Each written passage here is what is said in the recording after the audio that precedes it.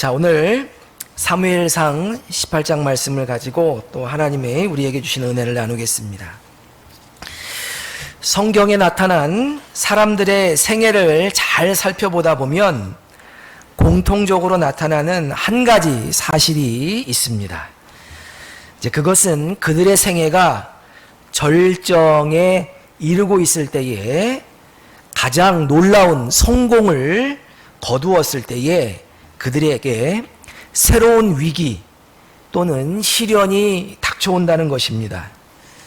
물론 이제 이런 위기와 시련을 잘 극복하면 더 큰 이제 축복이 주어지지만 반대로 그렇지 못한 경우에는 때때로 회복 불능의 실패를 경험하기도 하는 것을 우리는 말씀을 통해서 볼 수가 있습니다. 이스라엘 백성들이 가나안 땅에 들어갔을 때 뭐든지 할 수 있을 것이다 라는 생각을 가졌죠. 특별히 여리고성을 무너뜨렸을 때에 얼마나 큰 성공을 경험하고 그들의 마음이 하늘을 찔렀습니까? 자, 그러나 곧이은 아주 작은 성 아이성 전투에서 어이없이 패하고 마는 이스라엘 백성들의 모습을 볼 수가 있습니다. 우리가 잘 아는 위대한 선지자 엘리야도 마찬가지입니다. 갈멜산에서 이방 선지자를 수백 명 내 일로 싸우는 그런 엄청난 영적 전쟁에서 큰 승리를 경험하는 것을 볼 수가 있는데, 그러고 나서 바로 이세벨의 반격을 받아 저 사람이 미치지 않는 광야로 도망가게 되는 것을 볼 수가 있습니다. 그래서 우리의 신앙생활은 정말로 선줄로 아는 자는 어떻게 해야 돼요? 넘어질까 조심하라. 이제 우리가 고린도서 말씀을 통해서 알 수가 있는데, 정말 이 말씀을 우리가 깊이 생각해야 할 것입니다. 사무엘상 우리가 18장을 오늘 읽었는데요. 17장을 보면 청년 다윗이 전능하신 하나님을 전적으로 신뢰하는 믿음으로 블레셋의 거인 장수 골리앗을 쓰러뜨리는 장면을 우리가 볼 수가 있습니다. 참으로 놀랄만한 승리가 아닐 수 없지요.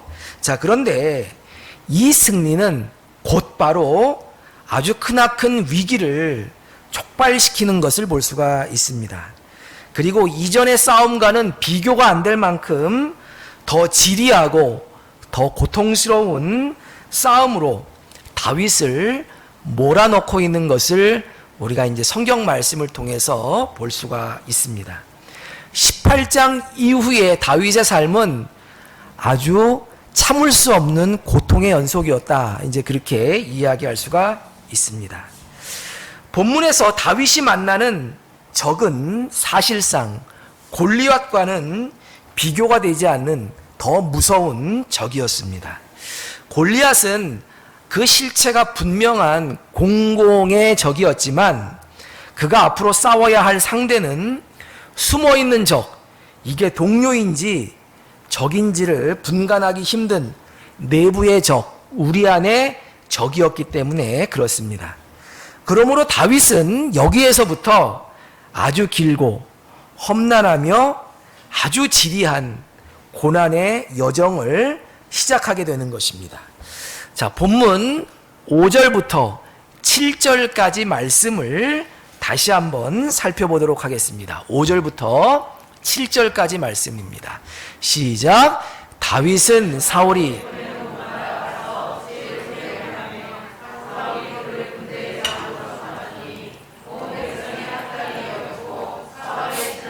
합당히 여겼더라. 무리가 돌아올 때에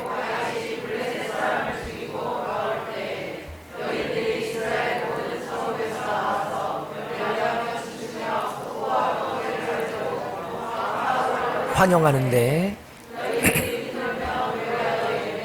사울이 죽인 자는 천천히요 다윗은 만만이나라 한지라. 자, 이 말씀은 다윗이 그의 생애에 있어서 이전에는 경험해보지 못한 아주 엄청난 승리, 또 인생의 절정을 소개하는 말씀이라고 할 수가 있습니다. 앞서서 말씀드린 바와 같이 군복을 입어본 적도 없고 전투훈련을 받아본 적도 없는 시골의 청년 다윗이 기골이 장대한 거인장수 골리앗을 단 한 차례의 돌팔매질로, 무기를 가지고 싸운 것도 아니죠. 돌팔매질로 쓰러뜨린 것입니다. 게다가 다윗은 사울이 시키는 일마다 지혜롭게 행하여서 사울의 인정을 받았을 뿐만 아니라 온 백성들도 그를 합당히 여기게 되었다라고 본문은 말씀하고 있습니다. 이제 결과적으로 다윗은 아주 짧은 시간에 큰 인기를 누리는 유명 인사가 되고 말았습니다. 그의 인기가 어느 정도였느냐? 다윗이 전투에서 돌아올 때가 되면 이스라엘 여인들이 거리로 나가서 뛰어나와서 소고와 꽹과리를 치면서 춤을 추면서 그를 환영했다라고 성경이 이야기하고 있죠. 자, 그런데 문제는 그들이 다윗을 칭찬하면서 부른 노래의 노랫말이었습니다. 그냥 다윗의 공로를 야 다윗 참 잘했다라고 칭찬만 했으면 좋겠는데 거기서 끝이지 않고 다윗과 누구를 비교했어요? 현재의 살아있는 권력자 사울을 비교하면서 사울을 계속해서 자극하는 아주 말들을 계속해서 노랫말로 어떻게 해요? 쏟아냈던 것입니다. 사울이 죽인 자는 천천히요, 다윗이 죽인 자는 뭐예요? 만만이다. 이게 누구 능력이 더 위대하다는 거예요? 다윗이 훨씬 위대하다. 비교가 되지 않는다. 그러한 이야기를 이제 여인들이 노랫말로 계속해서 했으니 얼마나 귀에 거슬렀겠어요? 자, 이 말이 아무리 사실이었다 할지라도 만약에 우리가 사울이었다고 한다면 이런 말을 듣고 기분이 좋을 사람이 있겠어요? 없겠어요? 기분이 좋을 사람이 없을 거예요. 우리 성도님들은 모르겠는데 저라면 굉장히 화가 났을 것입니다. 그 남편이 제일 듣기 싫어하는 말이 뭐예요? 친구 남편 얘기. 그리고 방송에서 나온 아주 젠틀한 그 연예인 남편 얘기 아주 듣기 싫어합니다. 아멘이. 자녀들이 제일 듣기 싫어하는 말이 뭐예요? 엄친아, 엄친딸 얘기 제일 싫어하죠. 목사들이 제일 듣기 싫어하는 말이 있어요. 다른 교회 목사 얘기. 요즘은 유튜브에 막 영상이 막 그냥 올라와 있어가지고 얼마든지 이렇게 비교당할 수 있는 세상을 우리가 살고 있는데 다른 교회 목사님 얘기하면 목사님도 별로 기분 안 좋아해요. 믿습니까? 조심하세요. 자, 이게 이제 무슨 얘기냐 하면 비교하는 말들 다 듣기 싫어해요. 이게 이제 아무 생각 없이 이제 하는 말인지 몰라도 비교당하는 듣는 사람의 입장에서는 어떻게 해요? 기분 좋은 사람이 없습니다. 자, 특별히 우리가 사무엘상 말씀을 보면 13장, 15장에 나오는 사울의 모습을 보면요. 이게 사울이 불순종하는 모습을 볼 수가 있는데 사울은 아주 전적으로 하나님보다는 사람의 평가 그리고 지지를 아주 많이 의식했던 사람이에요. 그러니까 이제 귀가 팔랑귀예요. 그래서 누가 무슨 얘기를 하면 막 그거에 정신을, 그냥 마음을 많이 뺏기는 그런 종류의 사람이었다. 따라서 여인들의 생각 없는 비교는 사울의 자존심과 사울의 정체성을 매우 크게 손상시켰을 것이 매우 분명합니다. 자, 이러한 여인들의 칭찬에 대해서 사울이 어떻게 반응했는지 구체적으로 한번 보도록 하지요. 다시 한번 8절, 9절 말씀을 읽어보도록 하겠습니다. 우리 8절, 9절 말씀 같이 읽어보죠. 시작. 사울이 그 말에 불쾌하여 심히 노하여 이르되 다윗에게는 만만을 돌리고 내게는 천천만을 돌리니 그가 더 얻을 것이 나라 말고 무엇이냐 하고 그날 후로. 자, 어떠한 상황에서도 분을 품지 않도록 마음 관리를 잘하는 게 매우 중요하지만 예상치 못한 불쾌한 일을 경험했을 때 화가 나는 것은 인지상정인 것 같아요. 목사들도 다 화가 나요. 안 좋은 소리 들으면. 자, 근데 이러한 인간의 연약함을 우리 하나님도 고려하셨는지 우리가 에베소서 말씀을 보면 4장 26절에 이런 말씀이 있죠. 분을 내더라도 죄를 짓지 말라. 해가 지도록 분을 품지 말고 마귀로 틈을 타지 못하게 하라고 말씀하고 있는 것을 볼 수가 있습니다. 그러니까 이제 우리가 살아가다 보면 육신의 몸을 입고 있기 때문에 안 좋은 소리 듣고 나의 몸을 자꾸만 해하는 어떤 다른 사람의 말과 행동을 듣게 되면 화가 나는 게 어떻게 보면 인지상정이라는 것이죠. 근데 주님께서 화를 내지 말라 이렇게 말씀하신 게 아니라 화가 나더라도 어떻게 하라는 거예요? 그 화를 계속 그냥 해가 질 때까지 품고 있으면서 어떻게 해요? 그 화로 인해서 마귀가 우리 안에서 역사하지 못하도록 하라 주님께서 우리에게 말씀하고 있다는 것입니다. 불쾌한 마음이 들더라도 이런 마음이 우리의 생각을 주장하지 못하도록 어떻게 해야 돼요? 잘 다스리는 것이 필요하다라는 말씀이죠. 그러나 사울은 이 불쾌한 마음을 다스리지 못했어요.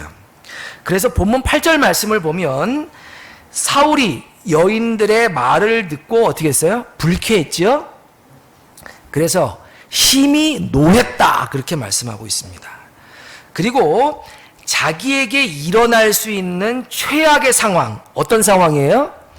자기의 왕권을 다윗이 빼앗아갈 수도 있다라고 하는 상상을 계속하는 거예요. 상상을. 일어날 수 있는 최악의 상황을 자꾸만 어떻게 해요? 상상하면서 마음속의 분노를 계속해서 키워가는 것을 볼 수가 있다는 것입니다. 또 9절 말씀을 보면 사울이 다윗의 흠을 잡기 위해서 다윗의 일거수일투족을 주목하기 시작한 것을 볼 수가 있습니다. 의심을 하면서 계속 주목을 한 거예요.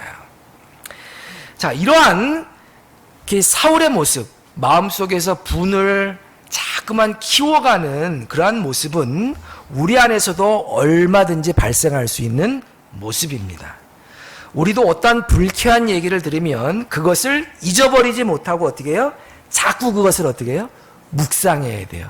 뭘 묵상해야 돼요? 말씀을 주야로 묵상해야 되는데 우리의 마음이 그렇지가 않아요. 말씀은 묵상하지 않고 자꾸만 불쾌했던 자꾸만 사건, 말들을 어떻게 해요? 자꾸만 되새긴단 말이에요. 묵상하더라. 그리고 발생할 수 있는 최악의 상황을 어떻게 해요? 자꾸만 상상해요. 머릿속에서 만들어내는 거야. 실제로 그럴 리는 없어. 근데 어떻게 해요? 자꾸만 그렇게 될 것이라고 자꾸만 생각하면서 상대방에 대한 미움을 어떻게 해요? 자꾸만 증폭시키는 거예요. 자꾸만 증폭시켜요. 그러면서 어떻게 합니까? 요놈 도대체 무슨 짓을 하는지 내가 한번 어떻게 해요? 보겠다. 어디 두고 보자 하면서 어떻게 되는 겁니까? 의심을 품고 계속 관찰을 하는 것입니다. 계속 관찰을 해요.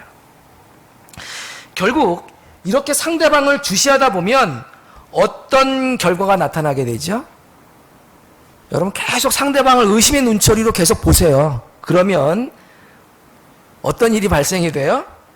이쁜 짓은 하나도 안 보이고 마음에 안 드는 것만 자꾸만 어떻게 해요? 눈에 띄게 되는 거예요. 사람이 살아가면서 모든 인간관계가 그래요. 고부 간의 갈등, 부부 간의 갈등, 부모 자식 간의 갈등, 이웃 간의 갈등, 직장에서 직장 동료와의 갈등 다 보세요. 다 마찬가지예요. 내 마음속에 자꾸만 이런 마음이 들어오면요.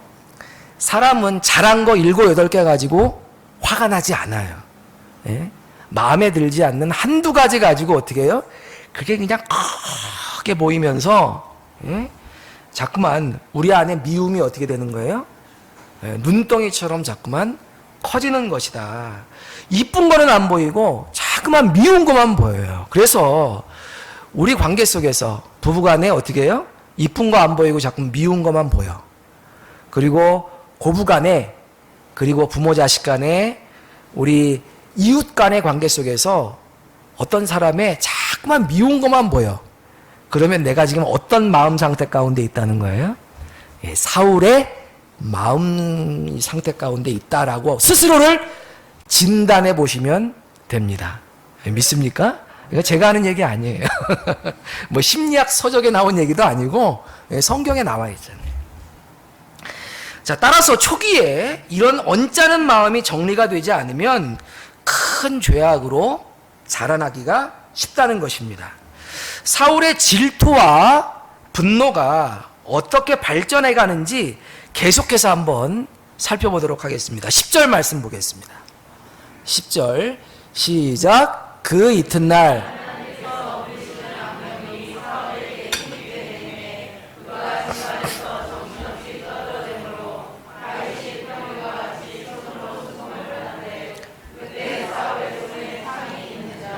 자, 굉장히 심각해지죠. 자, 굉장히 심각해집니다. 우리는 본문에서 사울의 심령에 악령이 강하게 역사하고 있다라고 하는 것을 볼 수가 있습니다. 그러니까 사단이 가지고 노는 거예요, 지금. 사단이 사울의 심령 가운데 들어가 역사함으로 사단이 사울을 가지고 장난을 치는 거예요. 노는 거예요, 지금. 불쾌한 마음이 분노로 발전을 하고 분노가 의심과 흠잡기로 발전을 하죠. 또 이러한 마음 상태에 악령이 사단이 강하게 역사하기 시작했다라고 하는 것을 볼 수가 있습니다. 자, 우리 몸에 해로운 세균이 아무 데서나 번성하는 것이 아니죠. 그 세균이 생존하기에 적당한 뭐가 필요해요? 온도와 습도가 주어질 때 그 세균이 이제 번성을 하게 되는 것입니다. 마찬가지로 악령도 사단도 아무 데서나 활기를 칠 수 있는 것이 아니에요. 사단이 활기치기에 생존하기에 적당한 조건이 주어질 때 강력하게 역사를 할 수 있는데 그 조건은 다름 아닌 뭐라는 거예요? 우리 안에 질투, 미움, 분노, 섭섭함 따위의 감정이라는 거예요.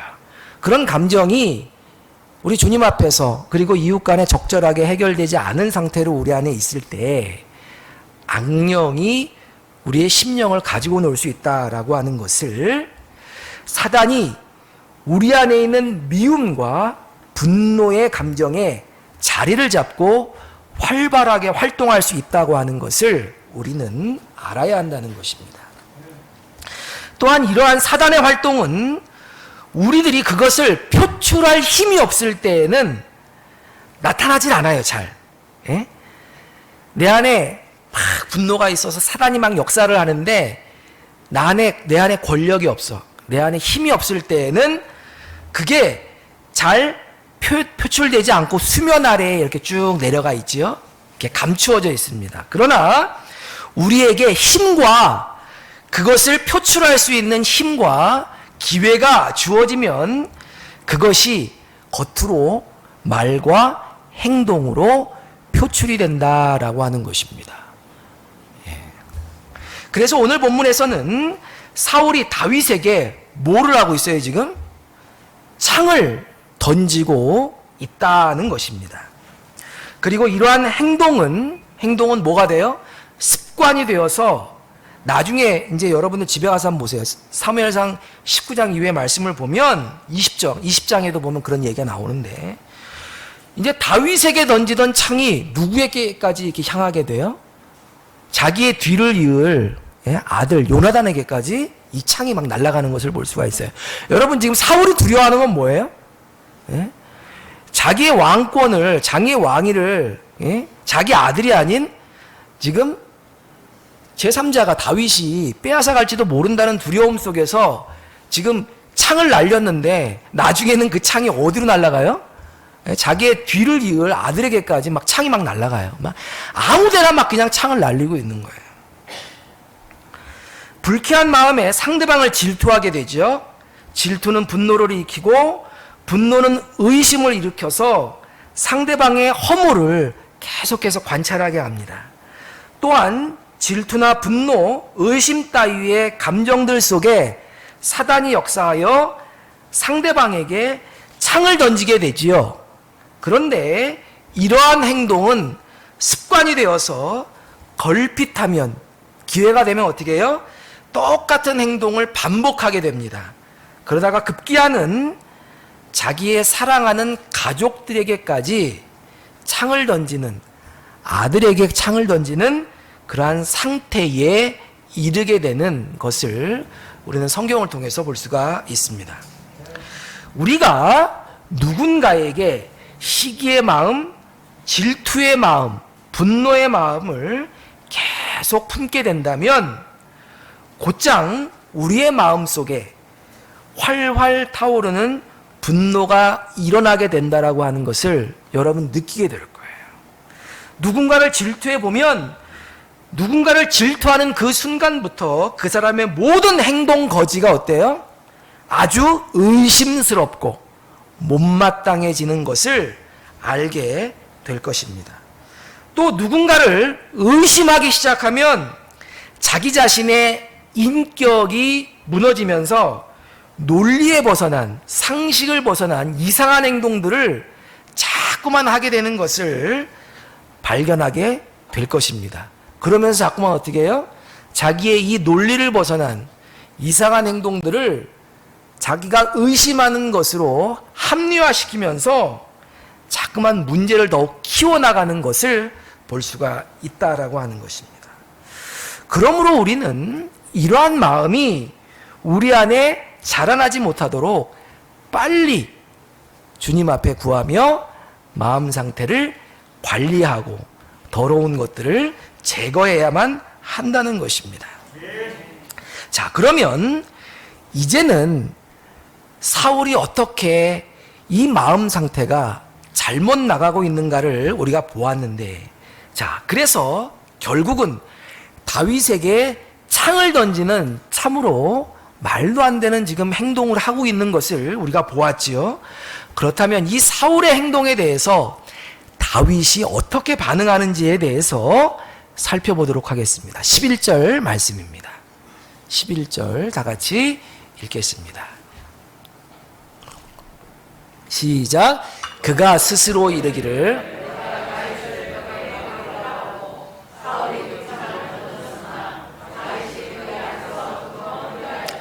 자, 창을 던졌어요. 사울이 창을 던졌습니다. 자, 다윗이 어떻게 반응을 했습니까? 예, 다윗은 공격을 받고도 이에 맞대응했다라고 나왔습니까? 예, 아니죠. 다윗이 한 거라고는 여기서 뭐 했어요? 예, 잽싸게 피한 거만 나와 있는 것을 볼 수가 있습니다. 만약 여러분이 우리가 다윗이라면 우리는 어떻게 행동했을까요? 어떻게 행동했을까요? 예, 누군가에게 창을 던졌어. 누가 나에게 창을 던졌어. 그럼 우리는 어떻게 행동할까요? 아마 누군가 나에게 창을 던졌다라고 하면 저는 그 창을 어떻게 해요? 딱 뽑아가지고 그냥 다시 던져버렸을 거예요. 이씨, 맛 좀 봐라. 그러고 확 화를 내면서 그렇게 했을 가능성이 매우 높습니다. 잽싸게 피하고 벽에 받쳐있는 창을 다시 뽑아가지고 다시 나에게 창을 던진 사람에게 던져버렸을지 모른다는 것입니다. 자, 그리고 이렇게 말하면서 내 자신의 행동을 정당화했을지도 몰라요. 나는 용맹스럽고 항상 정의의 편에 서는 사람이다. 나는 불의를 보면 참지 못하고 반드시 그것을 응징하는 사람이다. 나는 강하고 담대하며 다른 사람이 함부로 건드릴 수 없는 사람이다. 잘못된 것은 반드시 바로잡아야 되고 그 일을 위해서는 내가 바로 뭐예요? 적임자다. 그 일을 내가 해야 된다 라고 생각하면서 그렇게 반격을 했을지도 모른다는 것입니다. 자, 그런데 우리는 이러한 웅변 속에서, 이러한 이야기 속에서 내 안에, 우리 안에 또 다른 사울이 자리 잡고 있다라고 하는 것을 즉시 해야만 할 것입니다. 여러분, 욕하면서 배운다라는 말이 있죠. 많이 들어보셨어요. 욕하면서 배운다. 누군가에게 우리가 창을 던질 때에 자신의 용맹과 정의를 자랑하면서 맞대응을 한다면 우리는 얼마 후에 자기 자신이 제2의 사울이 되어서 누군가에게 계속 창을 던지는 사람이 되어 있음을 발견하게 될 것입니다. 어쩌면 사울보다도 더 뛰어난 투창 선수가 되어서 아주 사람을 잘 맞추는 사람이 되어 있을지도 모르는 것입니다. 호된 시어머니 밑에서 시집살이를 한 며느리가 나중에 시어머니가 되면 어떻게 돼요? 아주 더 지독한 시어머니가 되지요. 또 맞고 자란 아이들이 자기가 자라면 이러지 말아야 되겠다라고 하면서도 어떻게 해요? 성인이 되어서 부모가 되면 어떻게 해요? 또 역시 자기의 자식들을 많이 때리는 것을 볼 수가 있습니다. 독재 타도를 외치면서 격렬한 시위를 했던 학생들이 후에 정치에 진출을 하게 되면 대화를 할 줄 모르고 자기 주장만 맨날 하면서 싸움을 일삼는 것을 우리는 그동안 많이 보아오지 않았습니까? 창으로 맞대응하는 것은 결코 지혜로운 방법이 될 수 없다는 것을 우리는 기억해야만 합니다. 자, 그렇다면 우리들이 이러한 상황에 직면했을 때 우리들은 어떻게 대처해야만 하는가? 누군가 우리에게 비난과 분노와 미움의 창을 던질 때에, 심지어 물리적인 폭력을 행하려고 할 때에 우리는 어떻게 반응해야 하는가? 먼저 우리는 다윗과 같이 어떻게 해야 돼요? 재빨리 창을 피해야 할 줄로 믿습니다. 네, 피해야 돼요. 그리고 매우 힘들겠지만 아무것도 일어나지 않은 것처럼 다시 행동을 해야 할 것입니다. 자, 다윗은 날아오는 창을 피했지요. 그리고 오늘 본문 이후에 말씀을 우리가 쭉 보면 아무 일도 없었다는 듯이 매일의 일상을 똑같이 감당하고 있었다라고 하는 것을 볼 수가 있습니다. 특별히 이 일이 있은 이후에도 사울에게 변함없는 충성을 보이는 것을 알 수가 있다는 것입니다. 사랑하는 성도 여러분, 누군가 우리에게 창을 던지면 지혜롭게 피하시기를 바랍니다. 그리고 아무 일도 일어나지 않은 것처럼 창을 던지는 사람을 대하시고 그를 섬기시기를 주님의 이름으로 축원합니다. 우리들이 준비 없이 창을 맞게 되면 우리들의 마음은 깊은 상처를 입게 되고 이로 인해서 영적 침체를 경험할 수 있기 때문에 그러합니다. 또 이렇게 되면 삶의 연장에서 우리의 가족과 이웃을 제대로 섬길 수 없을 뿐만 아니라 하나님과의 관계도 어그러지게 되는 것이기 때문에 그러합니다. 관계가 틀어지잖아요? 그러면 하나님과의 관계도 굉장히 힘들어져요. 그래서 깊은 영적 침체에 빠지게 되는 것입니다. 자, 그런데 우리가 살다 보면 때로는 계속 창이 날아오니 더 이상 피할 수 없는 상황 가운데 있을 때가 있어요. 아무리 지혜를 써봐도 도저히 이 창을 피할 수 없는 상황에 직면할 때가 있는 것입니다. 자, 그럴 때는 우리가 또 어떻게 해야 하는가? 몇 번 피하다가 피할 만큼 피했으니까 나도 참을 만큼 참았으니 이제부터는 반격이다 하고 창을 뽑아서 이제부터는 던져도 되는 것인가? 자, 우리는 이에 대한 해답을 찾기 위해서 왜 전능하신 하나님께서 우리들에게 이런 상황을 허락하시는가에 대해서 우리는 깊이 생각해 볼 필요가 있습니다. 자, 이런 상황이 이제 직면하게 되는데 우리는 이러한 상황 속에서 우리는 하나님의 뜻이 도대체 무엇인지에 대해서 한번 생각해 볼 필요가 있다는 것입니다. 누군가 우리에게 창을 던질 때에 우리는 본능적으로 누굴 쳐다봐요? 우리에게 창을 던져요. 그럼 본능적으로 우리는 창을 던진 사람을 쳐다볼 수밖에 없어요. 창을 던진 사람을 쳐다봐요. 그러면서 그 사람에 대한 원망과 미움을 키워가는 것입니다. 자, 그런데 지금 이 상황 속에서 하나님은 누구를 주목하시는지에 대해서 우리가 생각해 볼 필요가 있어요. 하나님은 누굴 주목하시는가? 하나님은 이때에 우리를 주목하신다라고 하는 것을 기억하시기 바랍니다.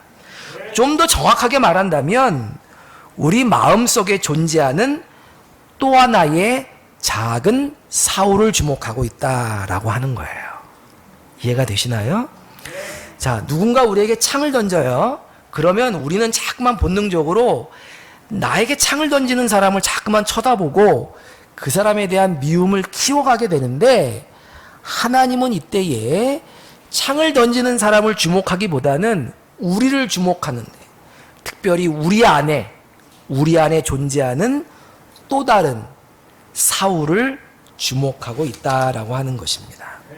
상대방에 대한 원망과 미움을 계속해서 키워가다가 나에게 힘이 주어졌을 때 반격을 가할 수 있는, 다른 사람에게 창을 던질 수 있는 우리 안의 속사람, 어찌 보면 지금 창을 던지는 사울보다도 더 포악해질 수 있는 우리 마음속에 또 다른 사울을 주목하고 있다라고 하는 것입니다. 사울은 밖에만 존재하는 게 아니에요. 우리 의식 저변에, 우리 마음속 깊은 곳에 잠재해 있습니다.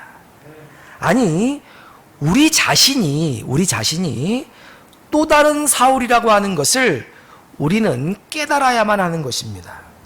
그런데 우리 안에 존재하는 사울을 완전하게 제거하지 못하는데, 이 사울을 완전히 제거하는 길은 단 한 가지밖에 없어요.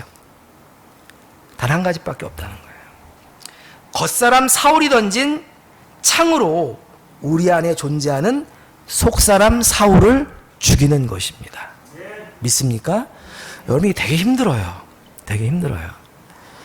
자, 우리 안에도 사울이 존재하는데 이 사울을 제거하는 방법은 딱 한 가지밖에 없다는 거예요.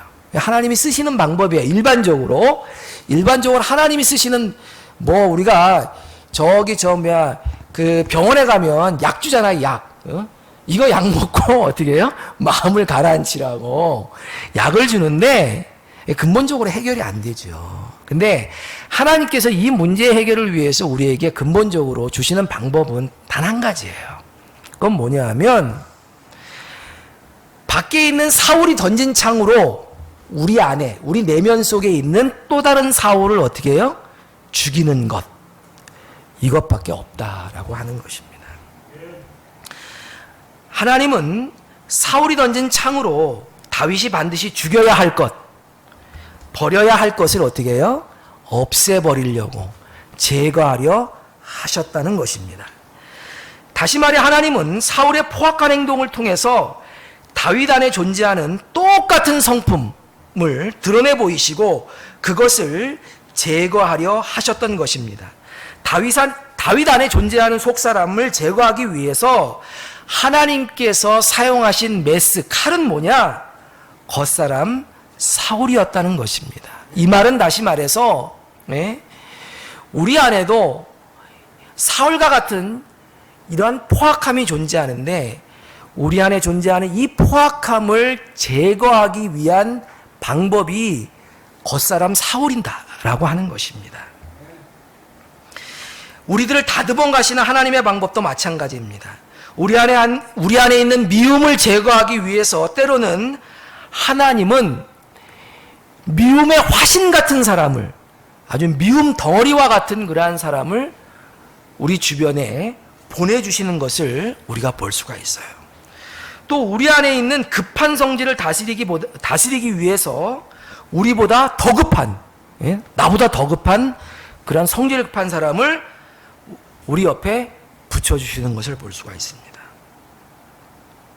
자, 그런데 더 힘든 것은 뭐냐면 하나님께서 우리 안에 있는 이러한 사울을 다스리기 위해서 급한 마음 또 미워하는 마음을 다스리기 위해서 사람을 붙이시는데 그 사람이 먼 데 있는 사람이에요? 아니면 가까운 데 있는 사람이에요? 대체적으로 가까운 데 있는 사람이에요. 우리의 남편, 우리의 아내, 우리의 부모, 우리의 자식, 우리의 형제. 이렇게 보면요, 내 마음을 건드리는 사람은요 저 멀리 있는 사람들이 아니에요. 가까운 데 있는 사람들이에요. 자, 그래서 이게 더 마음이 힘들다라고 하는 것이죠. 자, 근데 하나님은 그 옆에 나에게 창을 던지는 사람의 그 모습을 통해서 뭘 발견하기를 원하시는 거예요? 내 안에 사울을 발견하시기를 원하신다라고 하는 것입니다. 따라서 우리는 이때 어떻게 해야 하는가?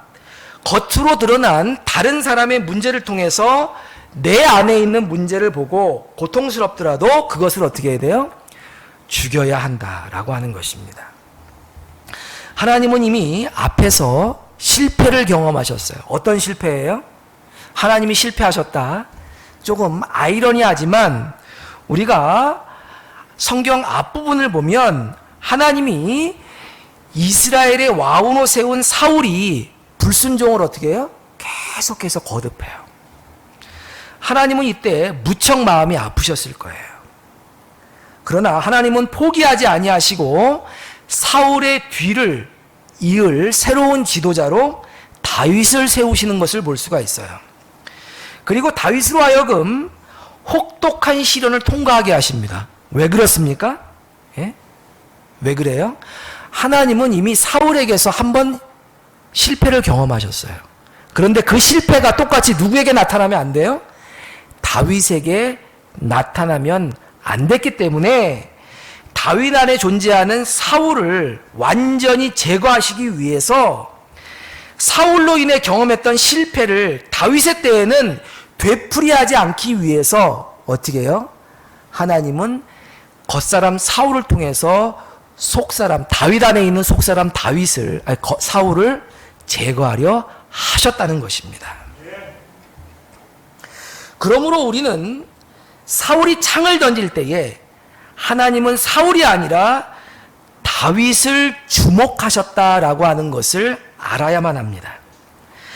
하나님은 다윗이 지금 어떻게 반응하는지를 긴장하며 지켜보셨다는 거예요. 자, 말씀드렸습니다. 사울이 지금 창을 던질 때에 사람들은 창을 던진 사울을 주목하지만 하나님은 지금 다윗을 주목하고 있어요. 그러면서 어떠한 심정으로 다윗을 주목하고 있어요? 얘가 지금 도대체 내가 사울의 후계자로 세운 이 다윗이 지금 이 상황을 어떻게 반응하는지를 보고자 하셨다라고 하는 거예요. 다윗은 이러한 사울의 계획, 하나님의 계획을 받아들였습니다. 잔인한 상황들을 포용하고 받아들이고 대응하지 않았어요.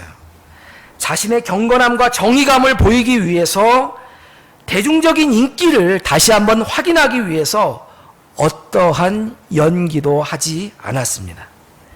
다윗은 묵묵히 하나님의 수술, 자기 안에 있는 속사람 사울을 제거하기 위한 수술을 감당하고 있었다라고 하는 것입니다.